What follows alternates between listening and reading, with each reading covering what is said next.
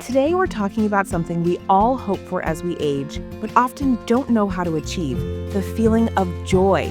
So stay tuned and we'll get into it.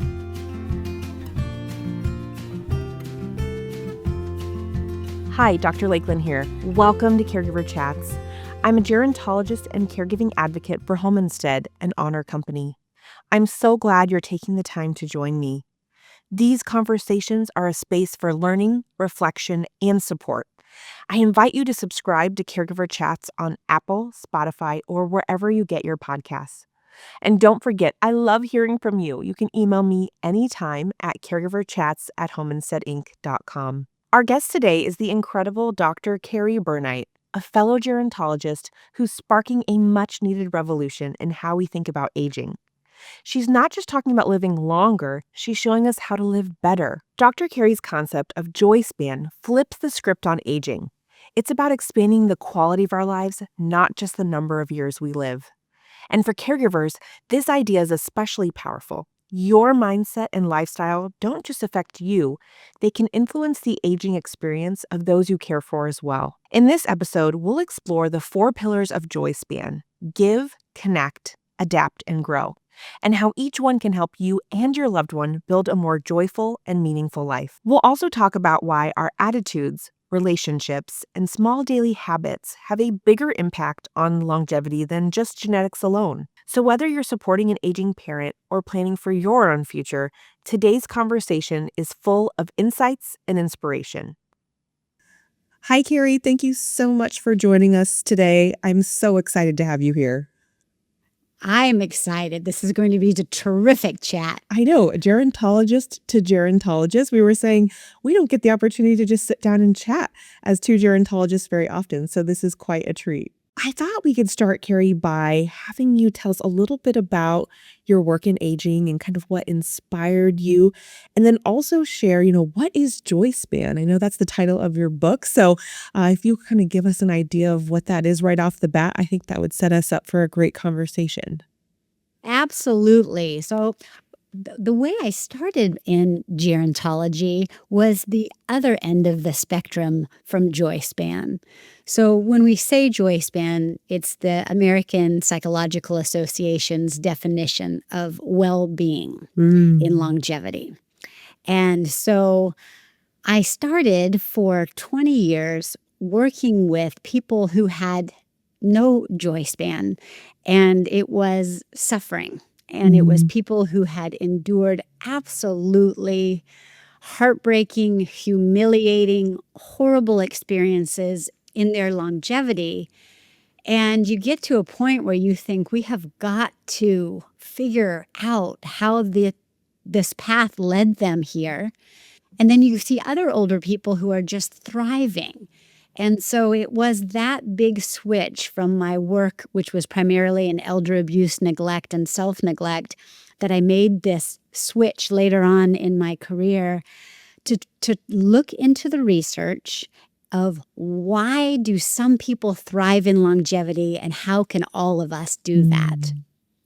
Gosh, that is, it's so important, of course, and I think it's so unique that you have kind of both ends of that spectrum. You have seen those that maybe don't have as much of that Joyspan, and then now focusing in on helping others kind of get to that place of thriving in their aging journey. And I think that, when you look at the research, it is quite amazing how your attitude and the way you view your outlook on life can really impact the way you age. And so I'm really excited to learn more about your book and about Joyspan. And what I love is that you make it so approachable in your book, and you have so many quizzes and charts, and you really have just made the concept really relatable. And so I think that makes your book so special. So I'm excited to dive in.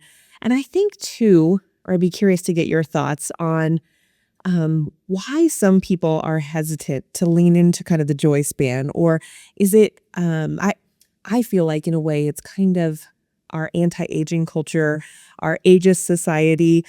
We kind of have this perception painted for us by popular media of what older life looks like. And so many people are redefining that, which I think is a beautiful thing, but would be curious to hear from your perspective, Carrie.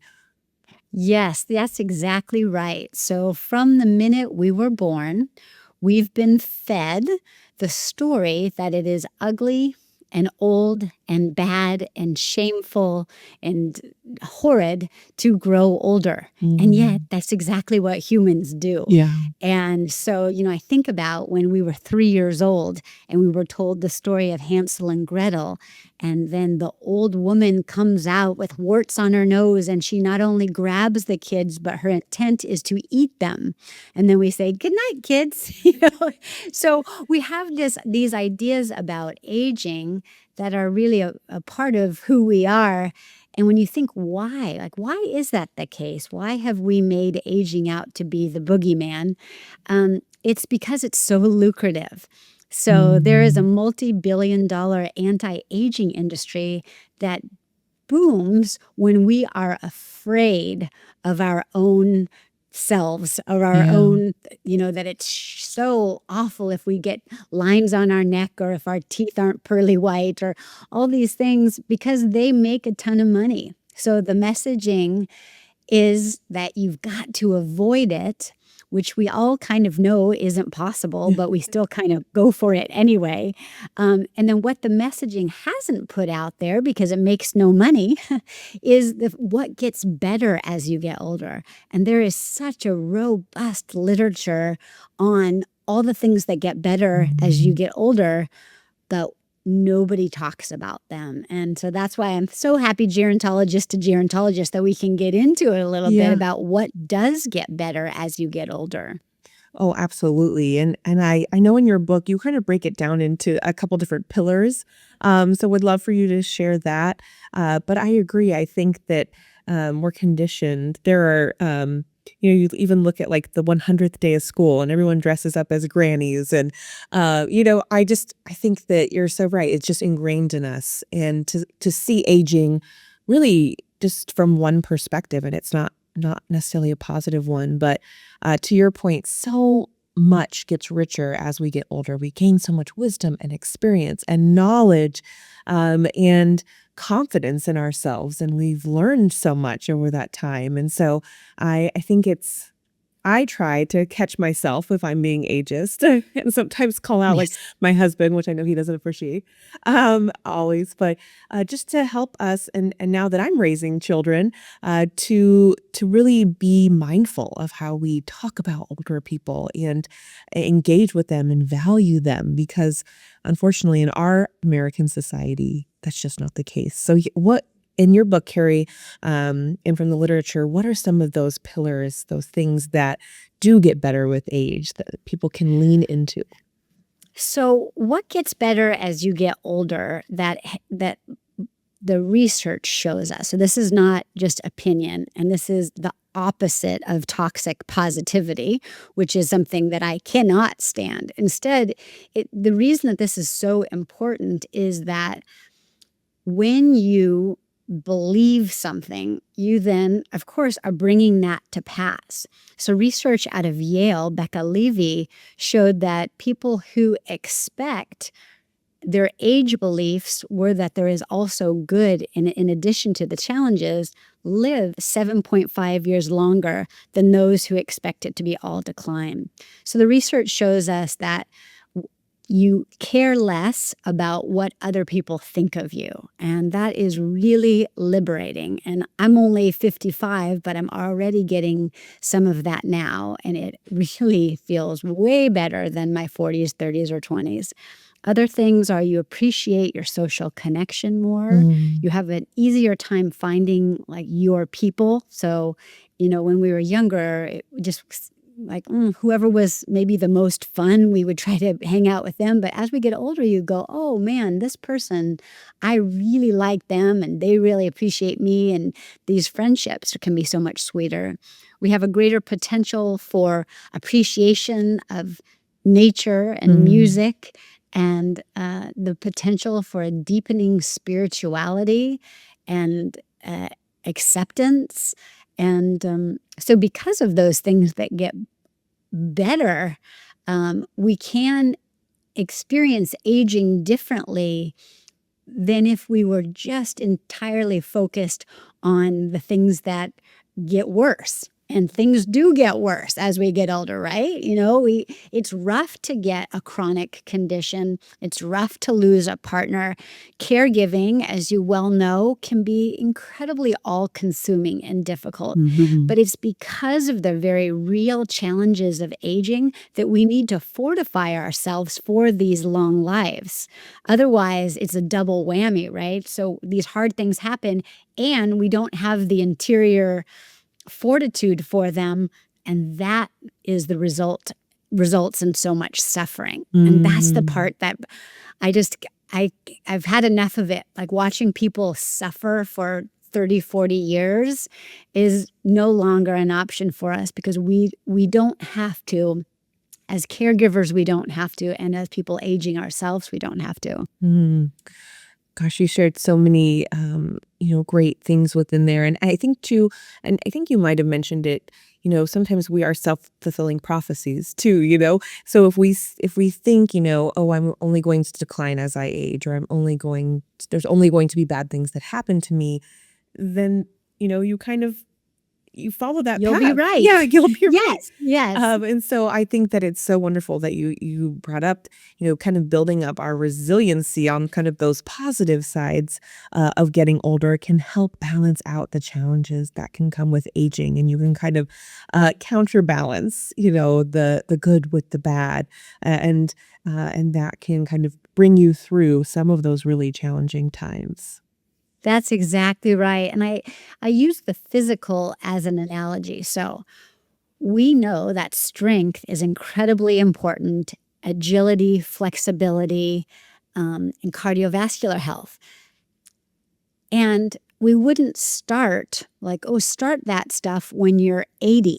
We Mm. would start with those things that strengthen our body as early as possible, like yesterday in our teens and 20s, to work out the things that are going to, and we wouldn't say, oh, that you're just lucky. We go, no, you've been working on it. Well, the same is true with this internal strength.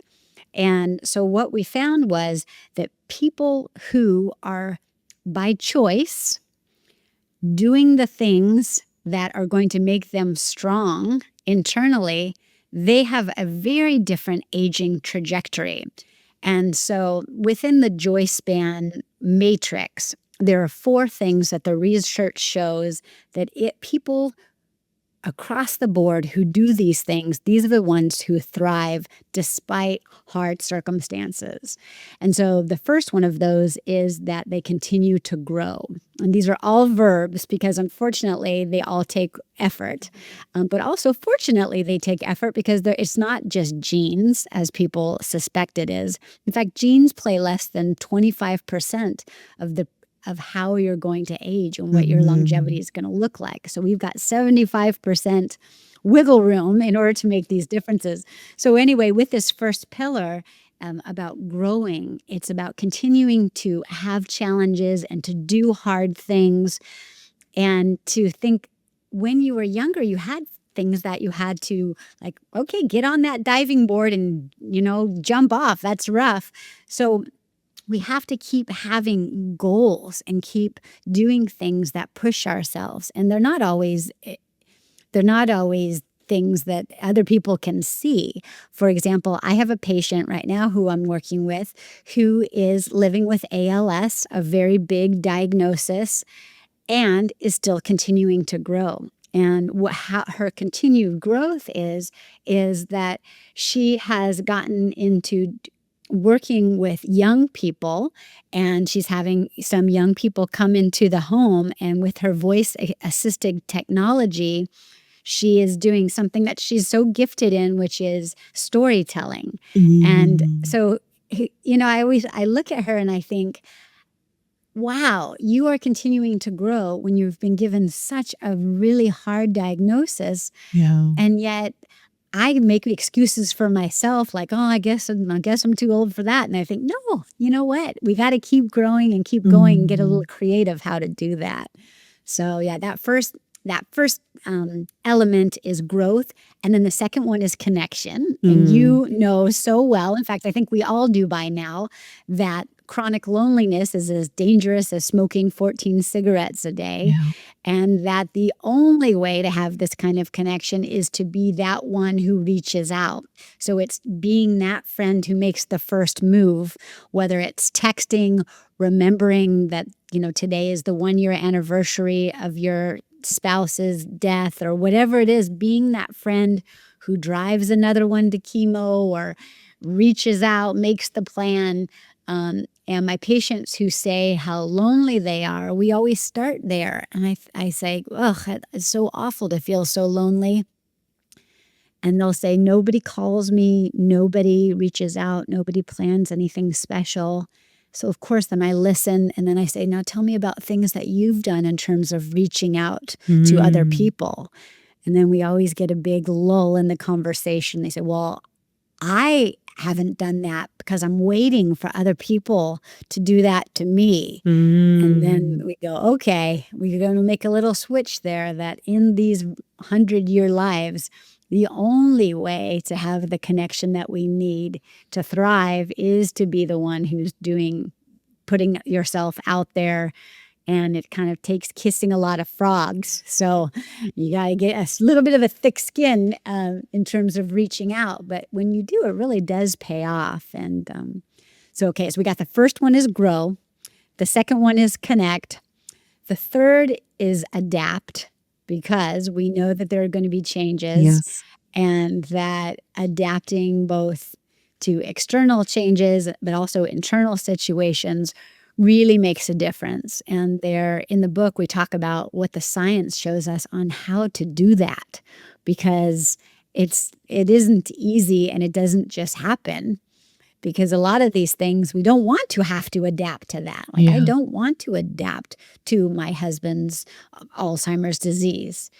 And yet the choice is to just be angry and sad and frustrated about, and you're justified in feeling all of those feelings. But at a certain point, you think, okay, in order not to drown, how can I recognize and acknowledge these very hard realities, and then also find a way to walk with this new normal? And I know it's possible because I see it every day in patients, and then also the literature supports that. So we have grow, we have connect, we have adapt, and then the final one is giving, and that gets into the literature on purpose. So researchers at UCLA, Stephen Cole, put a whole bunch of variables into his study to see what really would predict better outcomes in longevity. And he put purpose, just asking the question, like, to what extent do you feel like your life has purpose? And he was astounded, and then they put it in the New York Times, to find the power of purpose. It's the kind of thing that if you could bottle it up as a drug, we would all be taking it.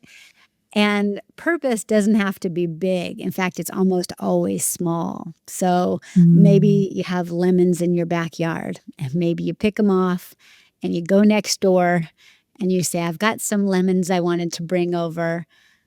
You've done a little something nice. You've made that connection, kind of gets the ball rolling. And it's all these little tiny things that you give of yourself that puts you on this different path in longevity. Well, and I think that that's so important, because in society, sometimes we view aging as, well, you have nothing left to give. So just go retire, play your golf, sip your lemonade on the porch, and, enjoy what time you have left. But there's so much more that we can give in the second half of life, and that meaning and purpose and all of those things that you just mentioned. No wonder it leads to a longer life, because, who doesn't want meaning and purpose? And just because we hit a certain age doesn't mean that that automatically shuts off or that desire goes away. So I love all of the research that you just mentioned, and love that it's incorporated into kind of those 4 pillars of this Joyspan, and it's really kind of shifting from that mindset of, decline to really expanding and, considering how can I still live a full life, full, meaningful, purposeful life, even as I get older, even as things change. And I think I love that you brought up, caregivers too, and having to adapt to the new normal, because we know for so many, no one really plans to be a caregiver, or some people don't really even want to become a caregiver, or they don't realize they are. But adapting to the situation and choosing to find the positives, or kind of balancing that out with the challenges that you're facing, can help you kind of move through it. And I think what also is so interesting is, we're talking about how, we're all aging. So caregivers ourselves, we need to think about our joy span, but also how can we tap into the joy span of the person we're caring for too. So I think that maybe if you kind of are looking at it from multiple perspectives, that can also be really helpful. I love that thought, because as caregivers, it's really easy to not think of yourself, because we have all these responsibilities on us, and you almost at times become the other person. And when they're not feeling well, you don't feel well. When they're blue, you're blue. When they're angry or angry with you, that feels awful too. So the temptation, and I've had this as well in my caregiving journey, is to kind of neglect myself, because I feel like I need to put everything to the person I'm caring for. And that's one of the ironies of it, which is it's almost like in an airplane when they say, put your breathing mask on before you even put your child's breathing mask on.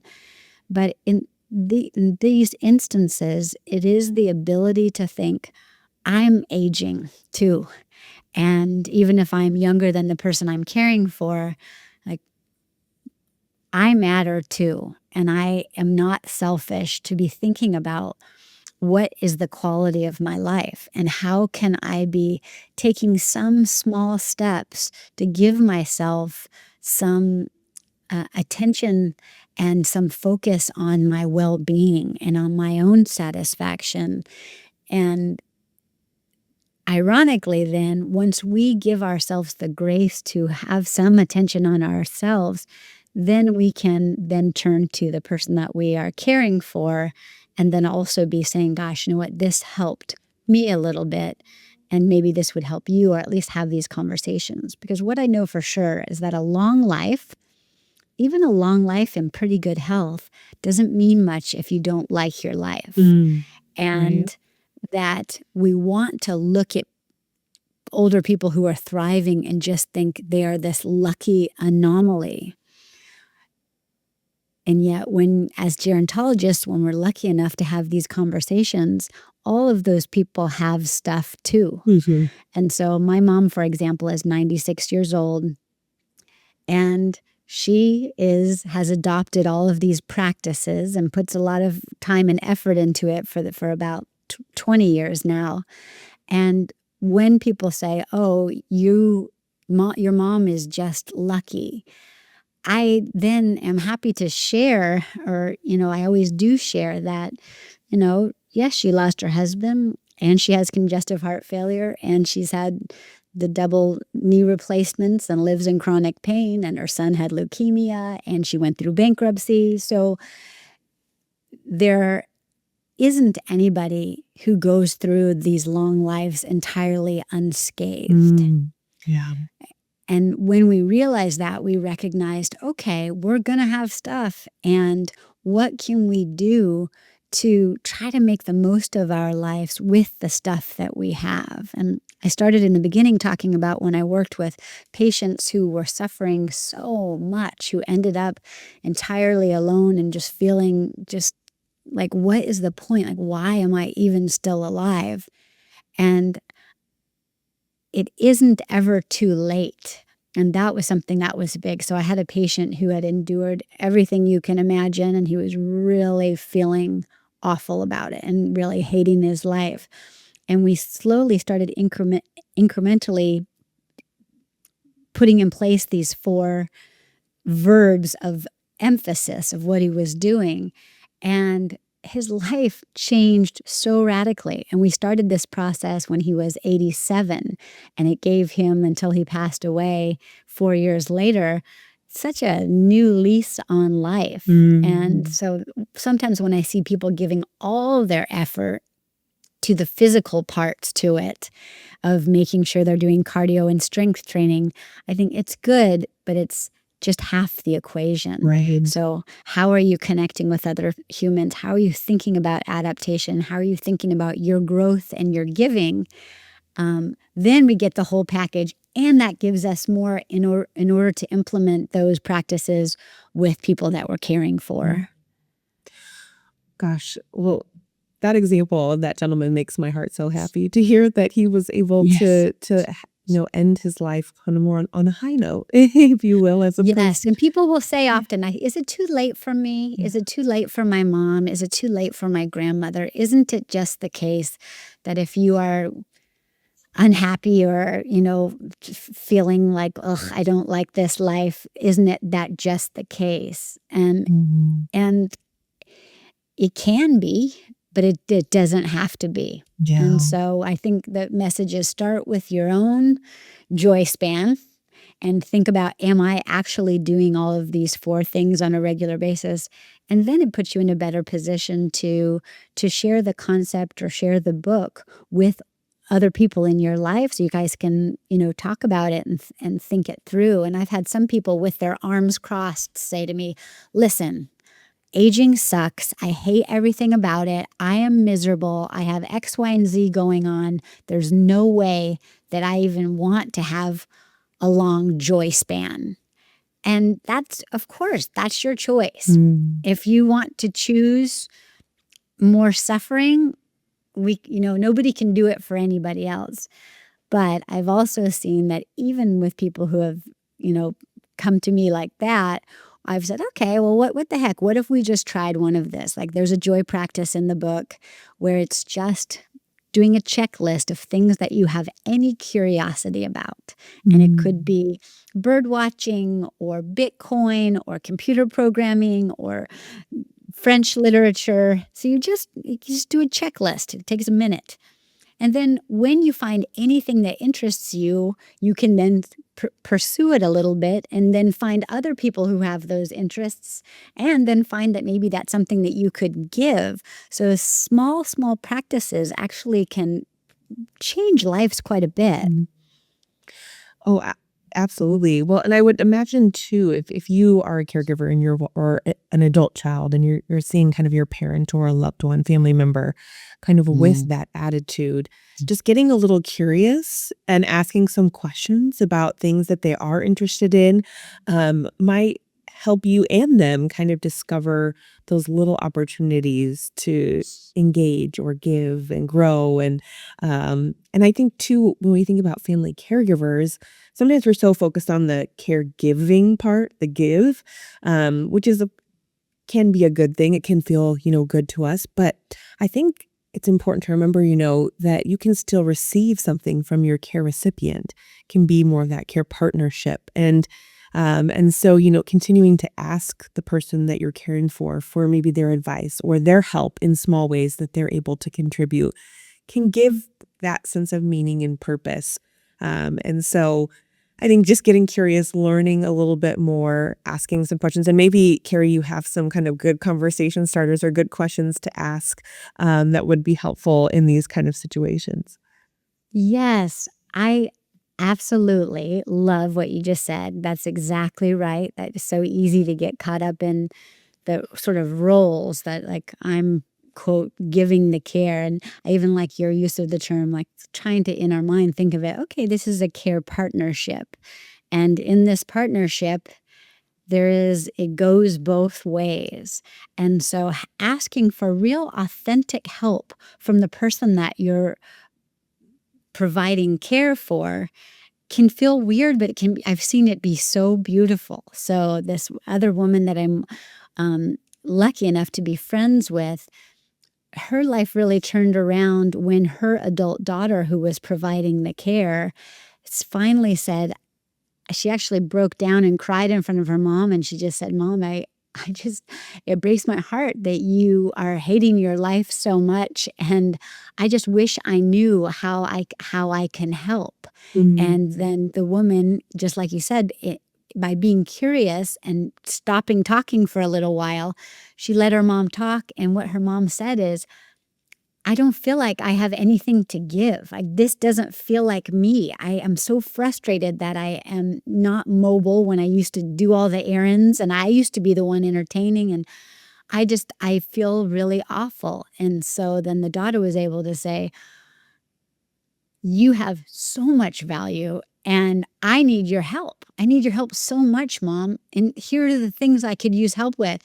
And she just started listing all the things that the daughter felt overwhelmed with. Mhm. And some of them the mother couldn't help, but a lot of them she could. And the one that was most meaningful in this case was the daughter was recently remarried, and she had all these thank you notes to write. And so the mother, who had beautiful penmanship, they got on a assembly line and got all of those stamped and addressed, and there were hundreds of them. And when I went to visit, there was just this huge stack of thank you notes. And the adult daughter, who had recently remarried, was elated, but the mother was so elated to be of authentic service to her daughter. And so they have changed their whole setup now, where it's all about, okay, let's find ways that we can solve our problems together. Mm. And it's been great. And I have that with my own mom too. I sometimes really make the adult daughter mistake that somehow I need to charge in and solve problems. Mm. And it makes her annoyed with me. And she's right to be annoyed with me. Because if I would instead come in with curiosity, what's going on? Let's talk about it. How can you, my 96-year-old mom, solve this problem? Like, it totally changes the Mm. dynamics when I try to take off my Wonder Woman coat or whatever, my cape, and give it some time and let my mom be the lead on some of this problem solving. Mm. I think that's such a beautiful example of that kind of, again, mutual beneficial relationship. And I think too, that interdependence, um, I don't know how in America we have gotten so far away from that word and really focus on independence. We were never created to be fully independent. We've always needed to be in community and depend on one another. That's why back in the Stone Age, there were tribes of people. You needed the whole village to help raise your children and gather the food. So anyway, but I think we've just moved so far into this world of independence that sometimes we forget we need each other, and it's okay to need each other and to ask each other for help, to reach out for support, because in those times, that's where you form those connections and you find that meaning and purpose. And I just think that we need to we need to cultivate more of a sense of community and become more open to the interdependence term as opposed to stuck on that independence. I love that. That is so gerontologist to gerontologist. So yes, it is. I have some people and they'll say, Dr. Kerry, I will be happy as long as I'm independent. And then there's this big pause when I say, uh-oh, nobody's actually independent. It's actually a myth, and that we are, in fact, interdependent, and our wellness depends upon interdependence. And when we can let that go, then some of the changes, for example, not driving, can feel more okay because we Mhm. recognize that, we're not a burden because we're not driving. We're just not driving. And we need to get pretty creative on how to get our errands done if we still want to go out and about. And that's been really big with me and my mom, because she is just has used to have so much energy, and she would jump in the car at a moment's notice and drive to the market for anything, any time of the day. And so it was in the beginning, she felt so different. But the Mhm. more that we listened and talked, and she's gotten so good, for example, on Instacart. So at 96, she goes on her phone and she finds, what she used to go out and look for, even though it's not the way that she used to like to do it. She's gotten so she goes, "Where has this been all my life? I'm so accustomed to it that I don't even want to go to the market because I can in 2 seconds I can just get it right on my phone." And now she always likes to order for me. So when I go over and visit, she goes, "Tell me what you're low on in the market and I'll have it sent to your house." I love that. See, helping each other. That's such a great Yes. example. Well, Yeah, and I and think heavens knows I need the help. well, and I think sometimes too, a little bit of help can help someone stay somewhat independent too. Having a little extra support to do, some things around the house. We talk about that a lot with our home care services. It's just that little extra support, which is actually interdependence. Getting help from someone else can help you feel like you're continuing to maintain some of that independence or abilities to do things on your own or to maintain some of your routines and that sort of thing. And so I do think, the terms that we use, you know, uh, can impact, how we feel about ourselves and our lives. But I do think that sense of interdependence and community can be so important. Um, That's been really big with my mom is that she is in her home, but she hires a lovely woman to come in 2 days a week. And together they figure things out. And it really does put my mom in a position of I'm calling the shots and doing it my way. And she was, at first, it was, different to get her mind around. But with the work and recognizing that it is a part of thriving, which is growing, connecting, adapting, and giving, in order to open yourself up to doing things differently, it has actually caused my mom to have a whole different trajectory because she could accept that someone was going to come in and be there with her. And it's honestly, it's what's enabled her to stay at home. And she is so happy where she is. So, that's beautiful to hear. Well, and I think too, opening yourself up to new ways of doing things, whether it's in the second part of life or that later part of life, or as a caregiver, kind of accepting where your situation is at and adapting, that can be just accepting that, adapting or adopting, pardon me, the adaptability mindset that can really be a game changer because sometimes we are so set in our ways or think there's only one way to do things or this is the best way or I do it the best. But if we're able to kind of open ourselves up to other ways of doing things and to try new things, maybe it'll work, maybe it won't, or to try to have somebody come into the house and provide a little support and see what happens, just adapting to the environment instead of digging in your heels and saying, well, if this is the way it's got to be, then I throw up my hands and give up, yes. that adaptive mindset, I think is so, so important throughout our entire lives. And I think that, as you mentioned, so many older adults, when they get to that later part of life, they've been through so much, they've had to adapt.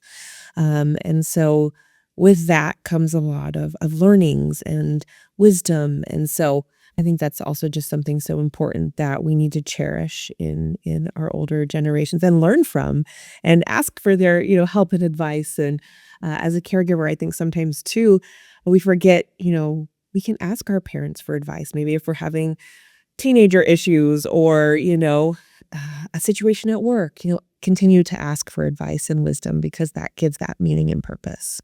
That's so true. And that there is choice. Like we every day have choices at every age, and you can choose to put your emphasis on growth, adaptation, connection, and giving. And you can choose not to. And your point of asking people who are ahead of us on the journey, an example I recently had is that our adult daughter, who is currently in medical school, was diagnosed with a brain tumor. And it of course, as a mother, blew my mind because I was not expecting that, right? Like I Yeah. thought, oh, maybe I could get something or my husband could get something, but what? My 24-year-old? And so the most helpful thing for me as I was getting my mind around the grief of having an adult daughter with a brain tumor was to go to people ahead of me, to go to my mom, to go to my patients and say, wow, this is occurring. And I can't believe the benefit of what people shared with me of Mm, their own children, their grandchildren, their spouses, their all these kinds of that any experience that we can have, we're not alone in it. And people who have been there before us, mm, they're the ones that can walk us through it. Because my friends, it was hard for them to know what to say. They yeah. just felt bad about it. But the older folks that I got to be with, man, I was like, I don't know that I could have made it through that, and I'm still in it, but without people who have gone ahead of me who have been through that kind of stuff before. Mm. Gosh, that is again that sense of community and the power of coming alongside others that have walked the journey can be so powerful. That's why we tell caregivers a lot on this podcast.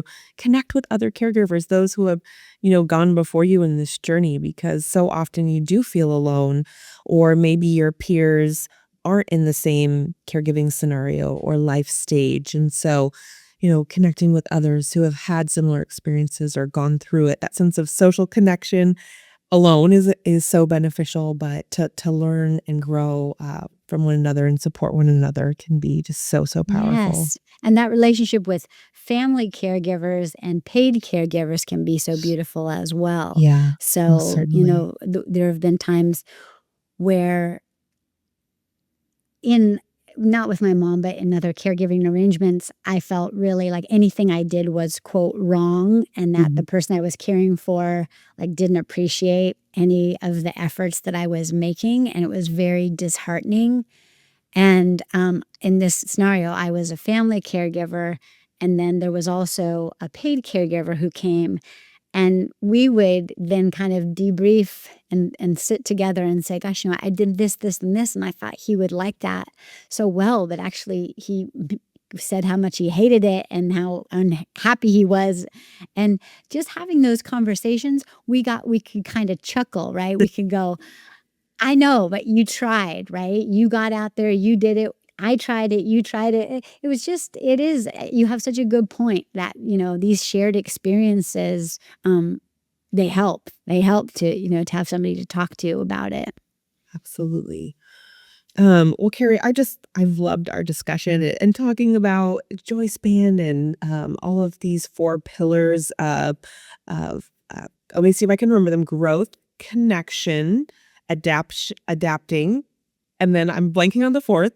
That's okay because you're already doing it right now, giving. Giving. Oh, there we go. I wish it spelled an acronym and I tried really hard to make it, but I couldn't. It was just those were the words that they were. But it starts and ends with a G. So growth is the beginning, and then giving is the end. And in the middle is CA. I'm from California, helps me, may not help others, but connecting and adapting. And that there is never too early to start on the path. So Yeah. sometimes people will say, how old should I be before I read this book?